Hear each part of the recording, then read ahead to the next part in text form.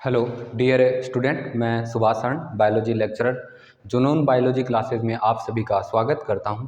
अपन ने human reproduction को पढ़ने की कोशिश कर रहे थे। उसकी एक सीरीज चला रखी थी जिसके अपन मोस्टली एक पार्ट अपन ने बना दिया है, ठीक है ना, जिसमें थोड़ा बहुत जनरल इंट्रोडक्शन की बात की है, ठीक है ना, ह्यूमन रिप्रोडक्शन की।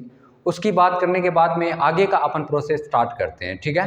आगे क्या किस तरह से प्रोसेस चलती है, तो अपन ने मेल रिप्रोडक्टिव पार्ट के टेस्टिस का डिस्कस किया था। किसका डिस्कस किया था? टेस्टिस का डिस्कस किया था। और टेस्टिस की स्ट्रक्चर कैसी होती है, किस तरह से कौन कौन से पाथवे में चलती है, ठीक है ना।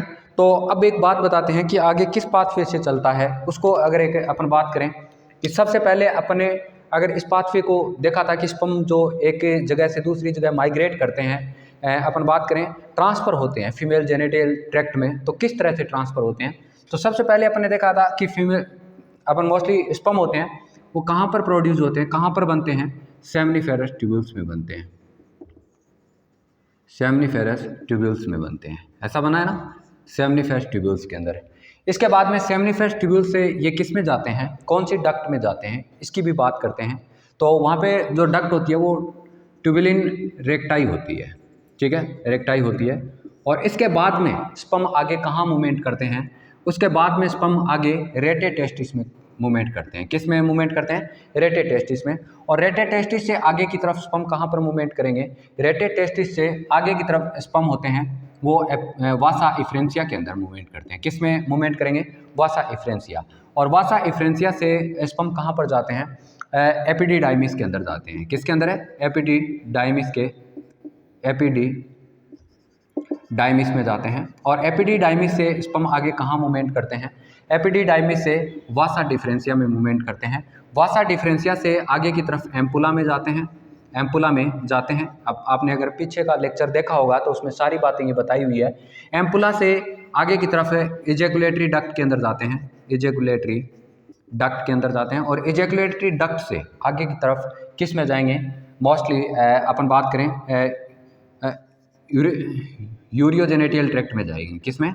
यूरियोजेनेटियल ट्रैक्ट में जाएंगे, जेनेटियल ट्रैक्ट में जाएंगे, ठीक है ना। इस तरह से अपन बात करें पीनस के थ्रू बाहर की तरफ निकल जाएंगे, ठीक है ना, इसके तरफ बाहर निकल जाएंगे, ठीक है। इस प्रकार की एक पाथवे चलता है। किसके अंदर चलता है? ये मोस्टली सेमनीफेरस ट्यूब्यूल से स्पर्म निकलते रहते हैं और इस तरह से मूवमेंट करते रहते हैं। ये बात कई बार पूछी जाती है कि सबसे पहले स्पर्म कहाँ पर बन रहे थे, कहाँ से कहाँ मूवमेंट कर रहे हैं, ठीक है। इस तरह की अपन ने स्ट्रक्चर पढ़ी, इसके बारे में बहुत सारी जानकारी प्राप्त की। आज अपन एक नेक्स्ट स्ट्रक्चर की बात करेंगे जिसे सेमनीफेरस ट्यूब्यूल्स बोलते हैं। किस नाम से जाना जाता है? सेमनीफेरस ट्यूब्यूल्स के नाम से जाना जाता है। तो आज का अपना जो टॉपिक रहेगा ना वो सेमनीफेरस ट्यूब्यूल्स रहेगा, ठीक है ना। अपन इसके बारे में डिस्कस करेंगे, सेमनीफेरस ट्यूब्यूल्स।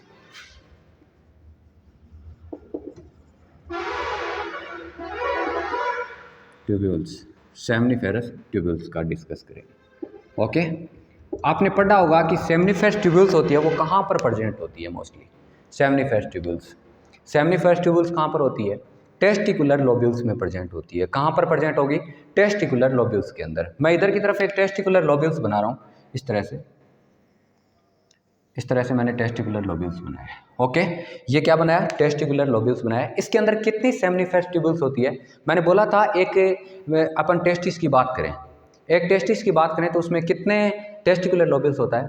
250 होते हैं। कितने होते हैं? 250 होते हैं। लेकिन अगर उन 250 के अंदर की बात करें, उसके अंदर की बात करें तो सेमनीफेरस ट्यूब्यूल्स एक टेस्टिकुलर लोब्यूल्स में 3 संख्या में रहते हैं, ठीक है ना, 3 नंबर में रहते हैं। तो मैं यहाँ पर उस सेमनीफेरस ट्यूब्यूल्स का डायग्राम बना रहा हूँ।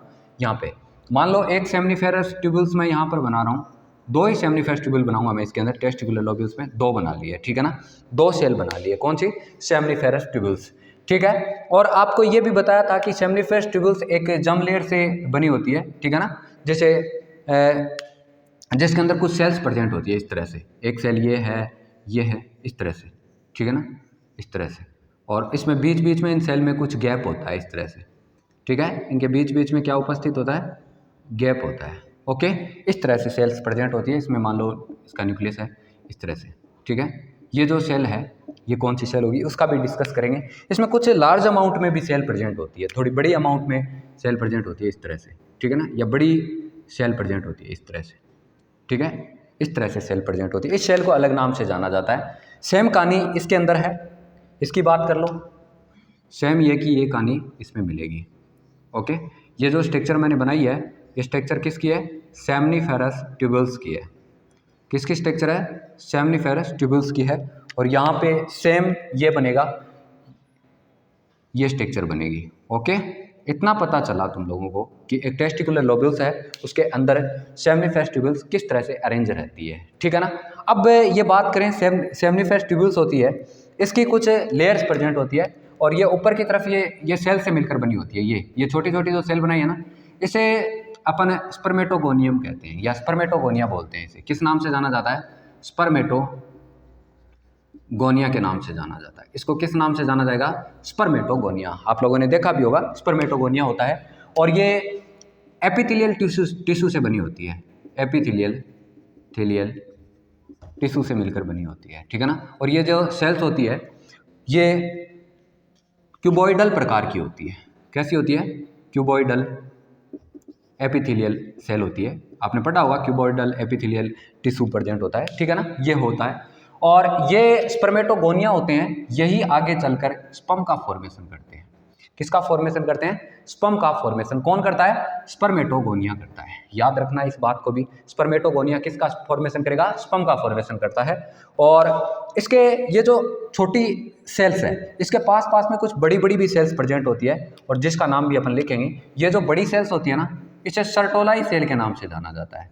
सर्टोलाई सेल के नाम से जाना जाता है। ठीक है ना। और आपने देखा था कि ये जो जर्म सेल्स होती है, ठीक है ना, ये जर्म सेल्स या स्पर्मेटोगोनिया सेल्स होती है, ये सेल मोस्टली किसका फॉर्मेशन करती है? स्पर्म का फॉर्मेशन करती है। किसका फॉर्मेशन करती है? ये स्पर्म का फॉर्मेशन करती है या शुक्राणु का निर्माण करती है। ठीक है, याद रखना। और ये सर्टोली सेल्स होती है, इसे नर्स सेल के नाम से भी जाना जाता है। नर्स सेल के नाम से भी जानते हैं, नर्स सेल के नाम से जाना जाता है। ठीक है ना, ये बात भी याद रखना। इसके अलावा अपन बात करें, ये जो सर्टोलाई सेल्स होती है, ये सेल मोस्टली क्या फंक्शन करती है?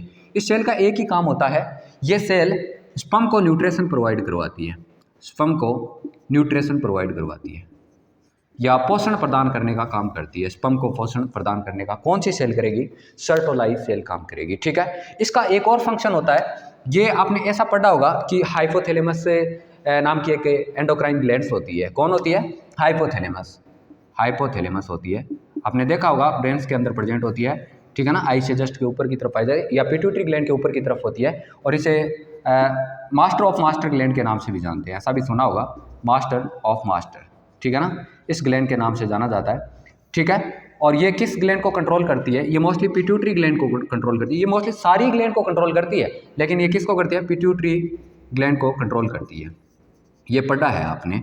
और आपने ये भी सुना है कि पिट्यूटरी ग्लैंड के दो पार्ट होते हैं। कितने पार्ट होते हैं? दो पार्ट होते हैं, एक एंटेरियर और एक पोस्टीरियर।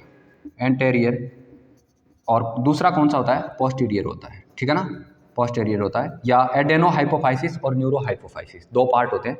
और ये एंटेरियर पार्ट या हाइपोथैलेमस होता है ना, इसके द्वारा एक हार्मोन रिलीज होता है जिसे गोनेडोट्रोपिन रिलीजिंग हार्मोन बोलते हैं। किस नाम से जानते हैं? Gonadotropin releasing hormone. और ये गोनेडोट्रोपिन रिलीजिंग हार्मोन होता है, ये पिट्यूटरी ग्लैंड के कौन से पार्ट में? एंटेरियर पार्ट पे फंक्शन करता है। और इस एंटेरियर पार्ट से एक हार्मोन रिलीज होता है जिसे FSH बोलते हैं। किस नाम से जानते हैं? FSH। और जिसे फॉलिक्यूल स्टिमुलेटिंग हार्मोन कहते हैं। या FSH को किस नाम से जानते हैं? Follicle stimulating hormone. और ये हार्मोन होता है ना, ये हार्मोन किस सेल पे काम करता है? सर्टोलाई सेल पे काम करता है। किस पे काम करता है? सर्टोलाई सेल पे। या ऐसा बोल सकते हैं, सर्टोलाई सेल होती है, ये हार्मोन मोस्टली स्पर्म फॉर्मेशन को बढ़ावा देता है। किसको? Sperm formation. और ये स्पर्म फॉर्मेशन अगर कम करना है तो कौन सी सेल काम करेगी? सर्टोलाई। ये बोलेगी कि बस इतना बहुत है, स्पर्म बहुत बन चुके हैं, अब इसको रोक दो। ठीक है ना। तो ये FSH रिलीज होता है। इस FSH को कंट्रोल करने का काम कौन सी करती है? सर्टोलाई सेल काम करती है। क्या करती है? सर्टोलाई सेल FSH हार्मोन को कंट्रोल करने का काम करती है। ठीक है ना। अब बात करते हैं, सर्टोलाई सेल का अपने फंक्शन देख लिया। इसके अलावा कौन सी सेल का? ये जर्म सेल्स होती है, ये स्पर्म का फॉर्मेशन करती है। इसके बीच बीच में कुछ सेल्स प्रेजेंट होती है, इस तरह से, इस बीच बीच में, इस तरह से। ठीक है ना, इस बीच बीच में कुछ सेल्स प्रेजेंट होती है। ठीक है। इन सेल को एक नाम से और से जाना जाता है और इन सेल को लीडिंग सेल के नाम से जाना जाता है। किस नाम से जाना जाता है? लीडिंग सेल के नाम से जाना जाता है, लीडिंग सेल। ओके, इसको याद रखना, इस सेल को किस नाम से जाना जाएगा? लीडिंग सेल के नाम से जाना जाएगा। और ये लीडिंग सेल्स होती है, इसे एक नाम और से भी जाना जाता है, इंटरस्टिशियल सेल के नाम से भी जानते हैं,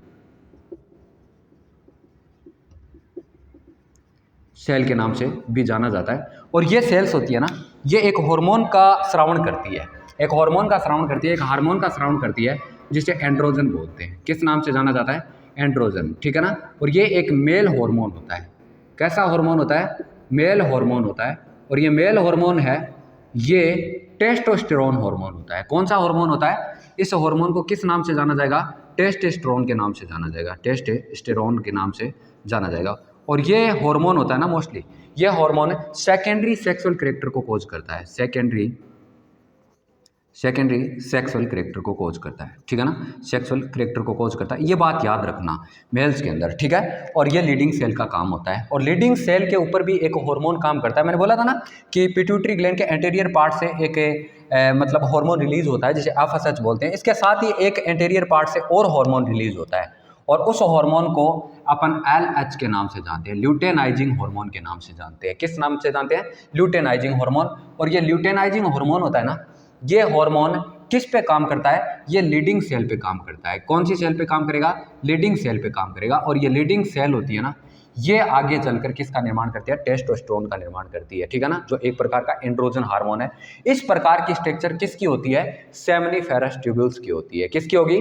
सेमनीफेरस ट्यूब्यूल्स की होगी। और इसके अंदर इस प्रकार की सेल्स होती है और कुछ और भी सेल्स इसके अंदर प्रेजेंट होती है जिसका अलग अलग फंक्शन होता है। लेकिन आपको मोस्टली इसका अपन रिप्रोडक्टिव सिस्टम की बात कर रहे हैं तो इसके अंदर लीडिंग सेल्स होती है, जर्म से टेस्टिकुलर लोब्यूल्स के अंदर। फिर अपने सेमनीफेरस ट्यूब्यूल्स की बात करी। किसकी बात की?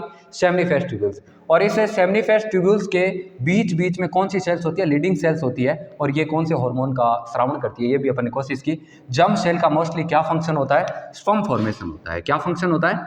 स्पर्म फॉर्मेशन होता है, ठीक है ना। आगे पढ़ेंगे स्पर्म फॉर्मेशन किस तरह से होता है। तो ये स्पर्म बनाए हैं मैंने, ये स्पर्म बनाने का काम कौन करता है?